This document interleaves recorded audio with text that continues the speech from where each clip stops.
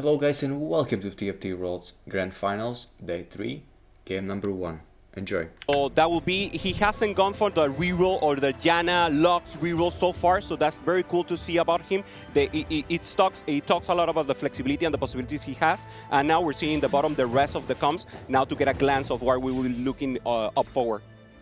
A lot of gold to work with. A big upgrade, big shop here as well. Finds the Zyra 2 levels, understanding that, hey, I just got a tiny bit stronger. I'll try and defend this small win streak, try and make it a bigger win streak coming to stage 3. That's right. You know, going into the front half of stage 2, he opted into the 2 loss. But you take a look at it right now, Ningli and Bintum both contesting that loss streak. Dishsoap decides, I'm not going to make my board artificially weaker for no reason. Instead, I'm going to level up to 5. I'm going to try and play on cadence for the lobby and instead try and play either win streak or even win losses pretty fine in this position. Yeah, Ningli selling in the end so far, and now going up against Asta. It's a tough spot for Ningli because he's actually not weak, but he's also not strong. He wants to get as much gold as possible with the diamond hands.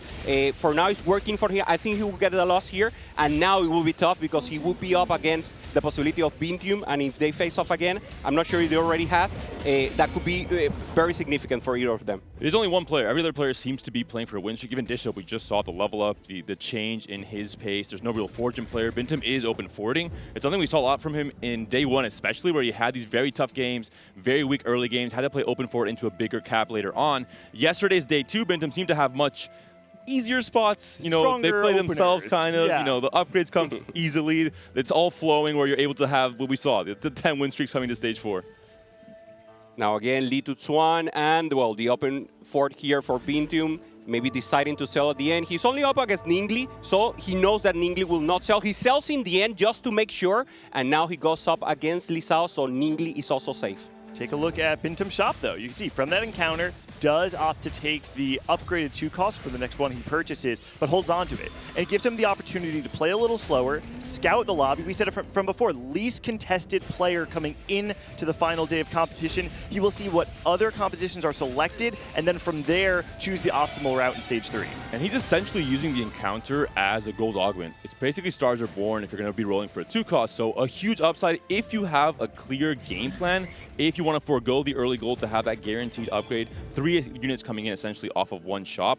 And this means that he can scout and decide. He wasn't buying the Janna, so I guess Lux Janna is not on the table. It might just be Senna reroll. We did see a few players, you know, item holding Senna for now. That could be Senna into Ashe, and that might leave that open lane for Bintum to go into Senna reroll as his option. Yeah, for sure. When you see a lot of Janna and Lux players, you want to go for that Zen. It's very easy to hit, and now again going for Bintum. Now he needs to step up. He needs to really know what he's going for. So with the Tuhelsi and the Senna, again, you said it. Let's see the items will be most important. For now, I'm looking at a Zoe maybe, and it could be also an Infinity Edge to go for the Senna. So both options is still a possibility here for Bintum. One thing is double 5 win streak. We saw the baby level to 5 on 2-2, so not punished. I think one of the skills you surely have if you make it to this top 8 is understanding board check, understanding how strong you are. And all of a sudden, he finds an Ashe. He can item hold if he wants to. It does kind of mess with the 3 Story Weaver, 3 Inkshadow setup right now, but it's a very strong early upgrade. Someone else, Gangly, who we notice has a very strong early upgrade is Vietnamese player, over Asta, on Asta board, with yeah. Built Different, has found a Kane in stage 2. That's a pretty big hit for Asa. He's playing this Built Different board. Important to note, though, was not able to beat KC Double 61 on that 5 streak in stage 2. However, finding that toward the end in the PvE round, we're seeing up against on the other side of the board, we have another Ashe found for Lee Sao. And I'm just imagining Mortdog at home pressing buttons saying, you know, you get an Ashe, and you get an Ashe, and you get a King. Right. And the other players are like, wait, what about me? Did you forget about me? And also, we need to recognize that Asta with the Ginso will also want to go for the Ashe, so it will be a very contested Ashe board and roster so far. Normally, you normally play like a lot of back laners with damage, but since Kane is so strong, now the normal way to play the build different is with Ashe plus the King. There's Grim Reaper for Lee Tutswan. He doesn't have the chance for now. For Asta, could be Combat Caster, could be Heavy Hitters. We talk about the same combination. Built Different gives 500 plus HP to all of your units.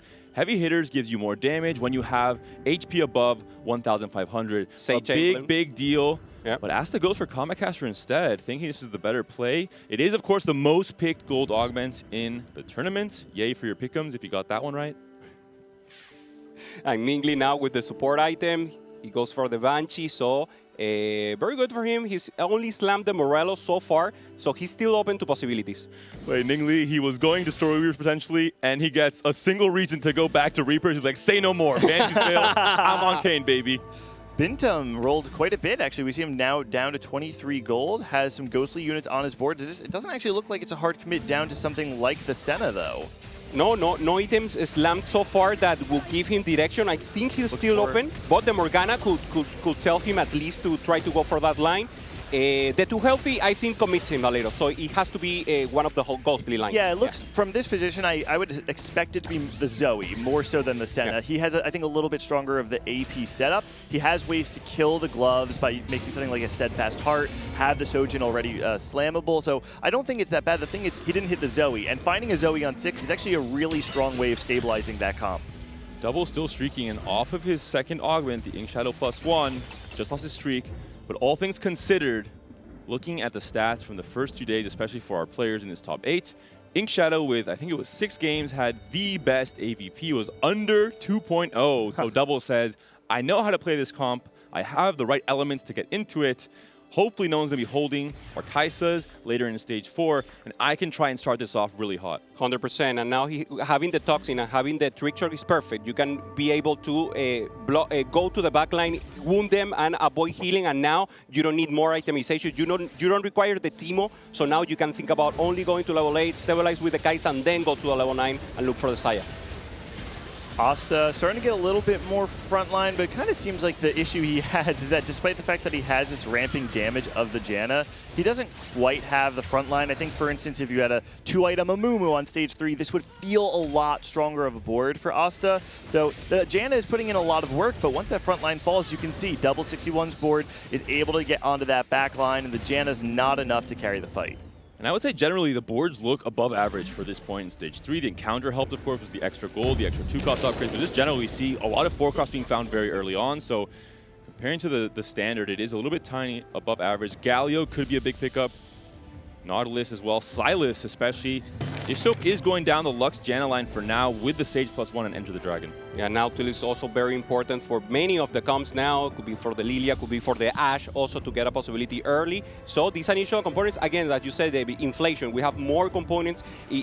Now it was already a fast-paced tempo, and now it will be even greater because of this Galio. Talk about Li Tuchuan being the only player in the top 8 who had not played Reapers up until now. He has picked up the Edge of Night as his second augment. He is on a path to potentially play Reapers. As you see there, the items are, I think, very clear towards that Kane. Could, of course, go into Duelist, but I think Reapers will be the setup with the Kindred 2 here as well. This is the position you want to be in, right? You have not only the increased economy, the increased number of items, you also have this potential out for the Kindred 3. There's so many conditions in which he can roll down on level 8 at 4-2 to make a very strong board cheaply. And this is very bad news for Ning Li. The resident one-trick Reaper player, 8-loss streak. 2 players have found random Canes are playing on their boards, Bintum and Asta with a build different, and there's a player fully going into Reapers off of his augments. If he decides to commit to going into that Reaper because he found the Banshee's Veil, he could be in big trouble in terms of finding the upgraded Kane in stage 4. Yeah, also, we're not seeing like anyone going for the 9 of Lilia. Normally, Double is the one that goes for it, and he's also playing AD, obviously a line that is not contested with the Kaisa. And again, Li Tuchuan, as we just mentioned, AD especially also. So the 2 specialists of Reaper are actually protecting his comp from day 1, from the game 1. They're saying to the rest of the lobby, this is what I want to play. I think there's a very interesting dynamic to this game. Yeah, we see this encounter coming through with the Lissandra, where this influx of resources, it's what we've been seeing all game. Players are going to get to decide now, even maybe because of the gold that they have additional resources to get the item artifacts, and Ning Li, who's playing into this melee bruiser line, find an Infinity Forge. Definitely one of those items that you want to find. No surprise, I think the support and artifacts benefit the melee bruiser lines the most. Ning Li, as our resident expert on the Reaper line, 5 games between the first 2 days. He knows this. He commits his goal to go into it. It will be even harder now to find the Kane 2, but he's hoping the Kane 1 with the right itemization will carry him through that stage 4 regardless. Yeah, Asta decides here to go. This is interesting. Is there a Warmark slam into the Kane? There is. So this is Tank Kane. He does have the remover, so I Okay. think a part of it, we talked before, he doesn't actually have a strong front line. He has the one Nautilus now, which is okay, but he doesn't really have enough stall for the Janna to do all that much work. I think that because the Kane is his primary DPS, it makes sense to keep him alive, especially without any sort of sustain. Especially with this Tank Kane setup that, gang lead, rain on your parade, I'm a believer.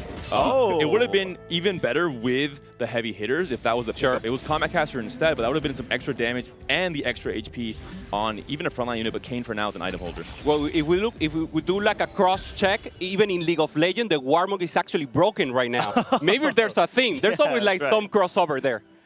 All right, we're Was that a hopping on board. paid segment, paid sponsorship?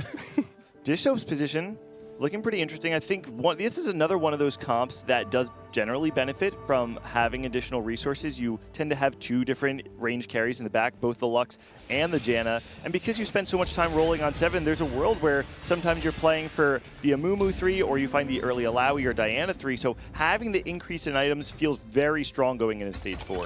One reminder, the portal is Golden Gala, the guarantee of golden augments all throughout. You're looking at some comps that benefit more off golden augments at 4-2. You're looking at Boilie Point for Dish Soap. You're looking at Combat Caster for the melee line. So players, of course, are here for a reason. They thought about all these different things. They're looking for the max cap. Li Tuchuan is looking for a very, very strong board. 4 Reapers online, finds 1 Kane, finds 2 Silences. Galio already upgraded. Goodness. And it's ready to itemize. Everyone's trolling. Oh my goodness. Huge inflection point right Ningley now. has to, right? 10 loss streak, the reverse Dish Soap. Yeah, you need to do it. This is the value roll we've been talking about. Everyone should be waiting for 4-2, but because it's so contested, everyone wants that game. They all roll at 4-1. Some hit at least a front lane, but no one still has hit the Kane 2.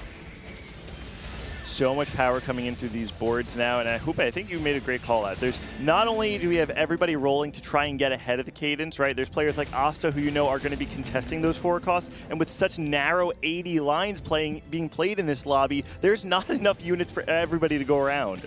Bintum holding on to all his gold at 60 right now. We're seeing roughly half of the players are going to spike on this round instead, maybe taking an extra loss in the process. Bintum down to around 30 HP. So important to look at these augments to see which augments benefit comps the most. Looking at Dish Soap on stationary support right now. Can roll that, but that's his last roll. Sniper crown, Sniper crest now for Lisao. That's right. He could go for that vertical, so 6 sniper, we already know the power that he has. He has committed so far. Heavy hitters for both Bintum and Ning Li. Reinforcement for Dr. O. He thinks he's in trouble. He's seen the Ashe contesters. He needs to have the guarantee. He's 3rd in the HP right now. He has HP to work with. He has a buffer. He just needs to play it safe. We're not in the checkmate format just yet. He needs to go for a top 4, which is his style. I think this is a really great call out here. We did see, he finds the Ashe 2, but he's playing that Aphelios 2 in the back line as well. He says, you know what, I want to make sure my board has as much power as possible. And while this Ashe 2 is so strong, it does mean that I'd have to play a weaker sniper alongside it. Heads up play to not make that transition too fast. Yeah, he needs it. It's as you said, David. He needs the Ashe now, so now we can say that is 1 less augment, so he needs to start winning right now because the composition will lower and he will be a lot more wicked. Udyr going to the back. Line. Yeah. That being said, still no Kaisa for double, has 30 gold to roll with, only did a half roll really, maybe took a little bit too long to pick his augment, didn't have time to fully transition just yet. I think it makes sense though. There's a lot of players playing exceptionally fast, and what Double is doing right now is he's leveraging the health lead that he generated from the start. Everybody wants to roll down on 401. He says, you know what, take all those units out of the pool. I don't need them right now. I'll let you go first and then I'll figure it out after.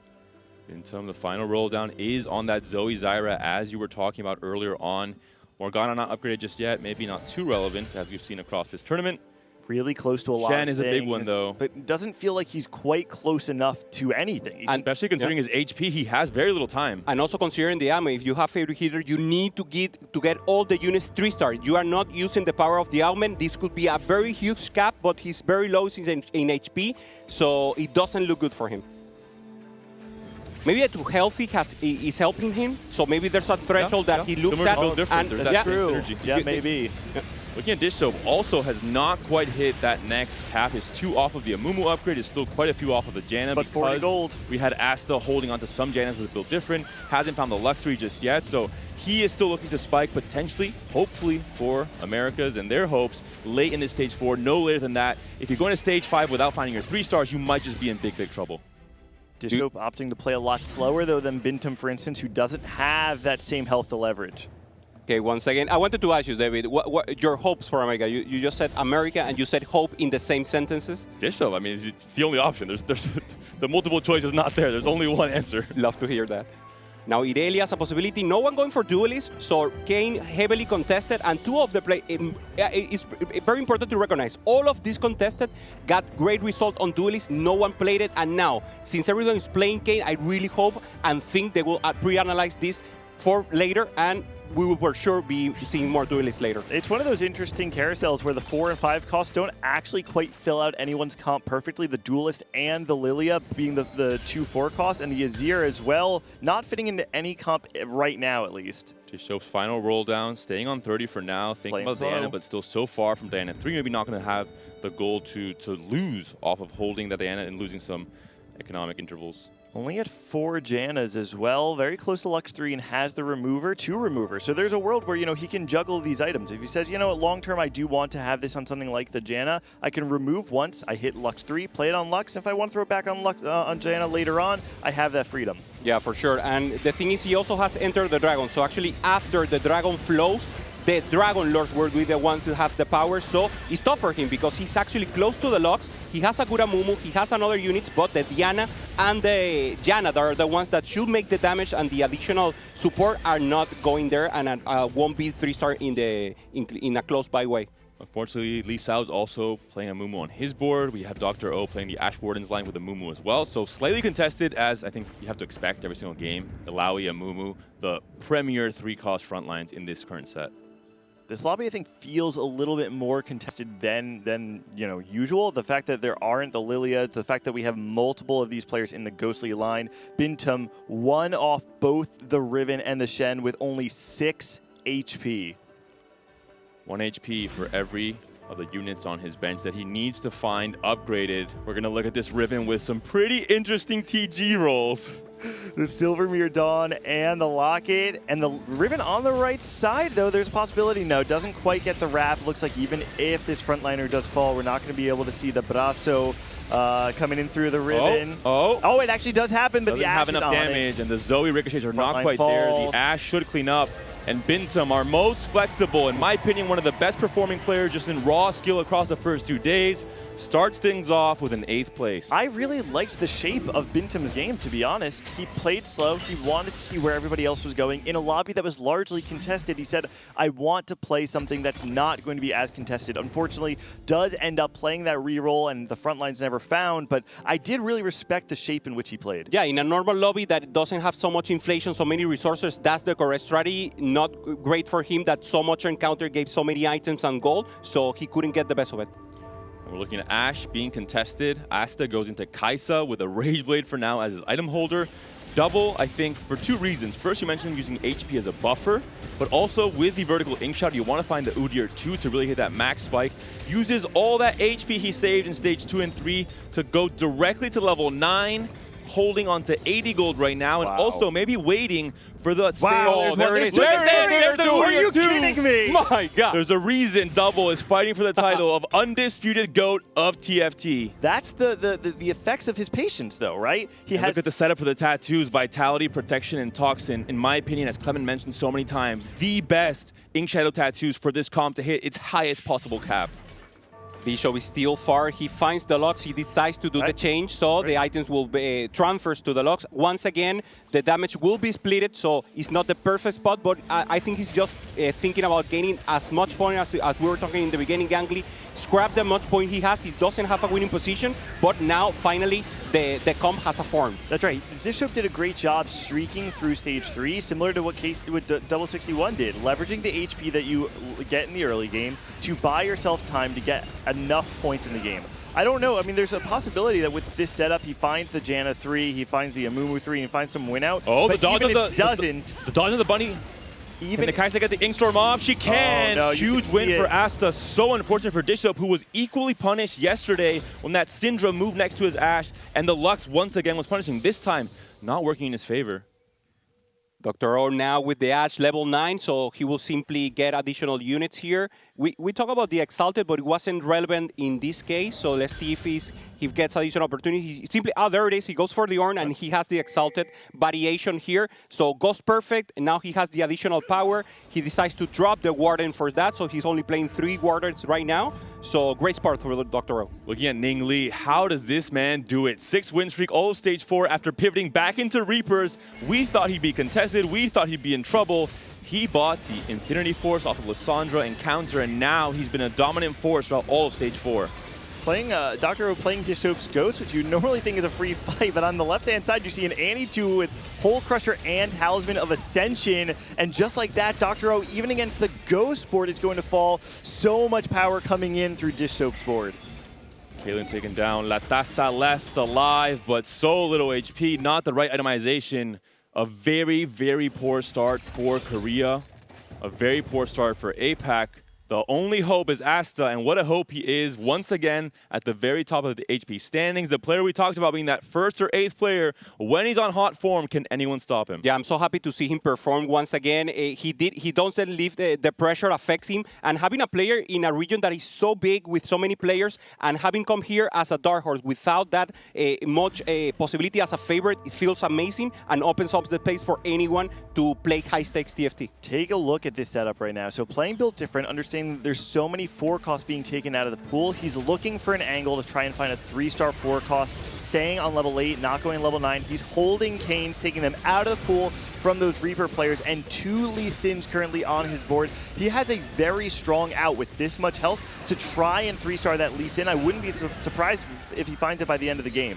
This is perfect TFT. He's looking at the HP standings. He's saying, who are the biggest threats in this lobby? Double and Lee Sao. What 4 costes are they playing? Kane and Kaisa. You know what? I will hold a few copies of these on my bench. Make sure he's making it that much harder for the rest of our players to hit. Some big emblems, Sage potentially for Dish Soap, Storyweaver is an option as well. Yeah.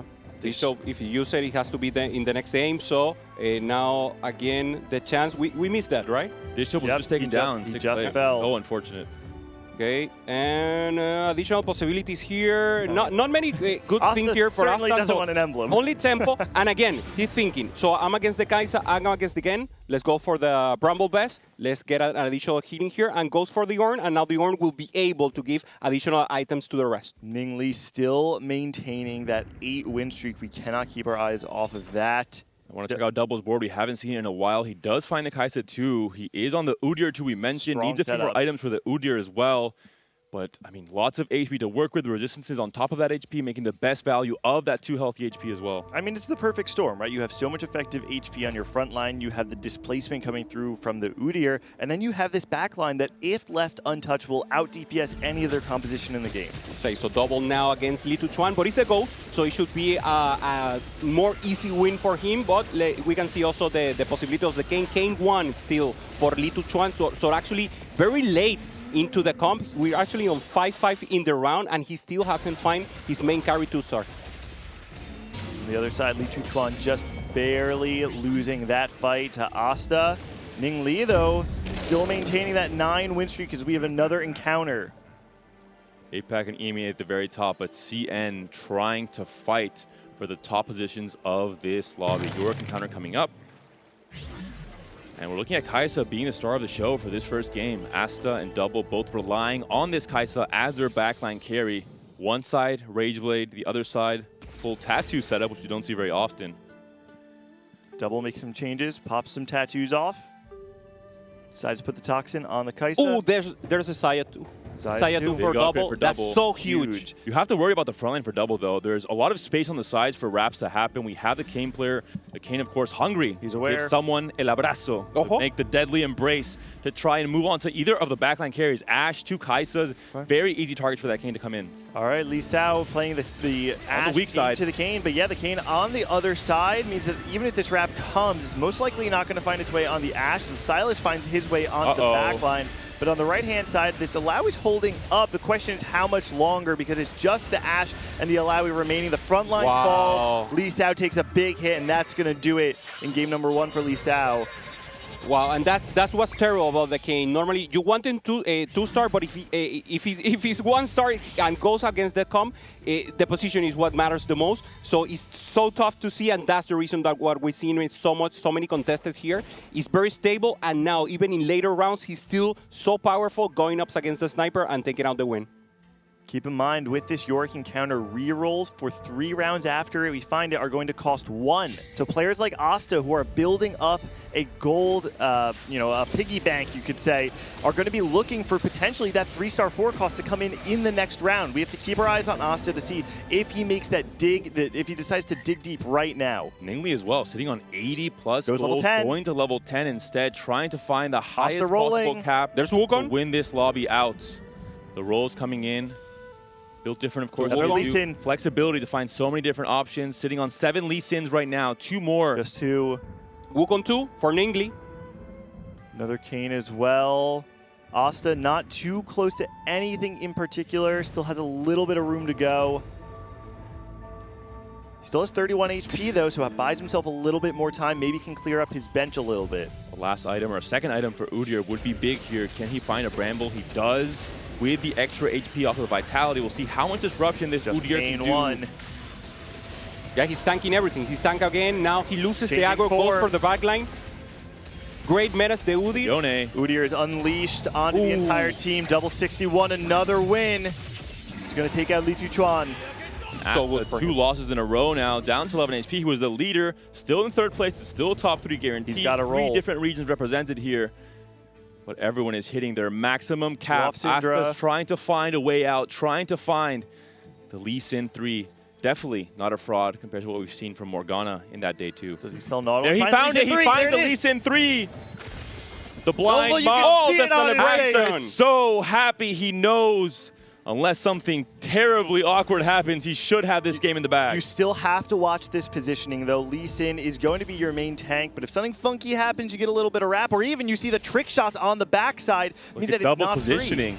So unique. Only the Udyr buying time, having the melee carries get wrapped back into the backline, Wow. buying so much time to get them away from the Xayah, but now the Kane has moved in, and his board is being deleted. no. It's on the Xayah. Xayah's taken down, the Kaiser's taken down. Double's going to take a really big hit here. On the left-hand side, Asta, the Lee Sin 3, the only thing that's able to actually deal with this backline. When Asta's backline falls, the Lee Sin is enough. He's going to be able to secure this fight. Asta, still alive. He wins against the Ghost, and the Lee Sin is the only one, well, with the Ornn that is performing here. So actually the fight is a lot closer than we should think against Double. So very, very important. Ningli maintaining the win streak, 12 win streak for him. The 3 of them are totally powerful. Wow, we can see, yeah, now we get a more clear look at that unique positioning you were talking about from Double 61, fully backlining everything, but now looks like he went into more standard positioning. Ningli trying to maybe fight against that Lee Sin 3 with potentially 5 Exalted and a Galio 3 projection in the making, but 24 HP to work with despite the 12 win streak. The moment he faces Asta, I think he's going to be in a lot of trouble. Very important. He decides to switch to the right side. He's the opposite side, so not the best position in the right for the Kane with the Kai'Sa, and on the other side for Asta. The Kai'Sa looks protected, but whether this Sylas can prevent the Kane from actually getting in the back line or whether he stays in the front line is going to decide the fight. The Kane's now on the Lee Sin, who is falling, though. The Kai'Sa's attacking the Diamond Hand. Asta falls. Double's fighting for his life. Can this Udyr buy enough time for the Xayah? I think it's just too much HP to work against Lee Sin, against the world. It's a Lee Sin 3. He doesn't need any friends. Udyr's Tiger Strikes barraging onto Lee Sin, but Lee Sin can mana reave, can delay this 1v1, can guarantee the overtime. He should win it. Can Udyr clear the Lee Sin 3? Oh my goodness! So Udyr does it! Double stays alive, a smirk, a laugh. And I would laugh too. Who could have thought? Are you kidding me? Asta's taken down. Lee Sin is taken down. 3-star 4 costs are absolute frauds this tournament. We have not seen somebody win a fight after hitting a 3-star 4 cost this tournament. Now it's a different game plan for both players. Ning Lee has to continue the win streak. Double has to somehow try and pull off a miraculous win once again against all odds. Yeah, it's interesting because he wants to use the Udyr to go to the backline and maybe find the rest of the carries, the Azir and the Kunder. But on the other hand, the Udyr is also tanking. So that item that he has is perfect to go against the Kane, to go against the Johnny and try to protect him and win a little time. There's a lot of damage on Double's board, but I'm not entirely convinced by this front line. It does not look like it's going to be able to hold up. The displacement from the Udyr, I think, is the only thing that can really win him this fight. But there are so many threats on the side of Ningli. The additional damage from the Exalted coming through. The Kane is on the Udyr. The aggro is dropping. Now Kane to the back line. He's attacking the carries. That's going to do it. Double. The Xayah will fall. It's only the Udyr alive. Ningli will take out Double and secure game number 1.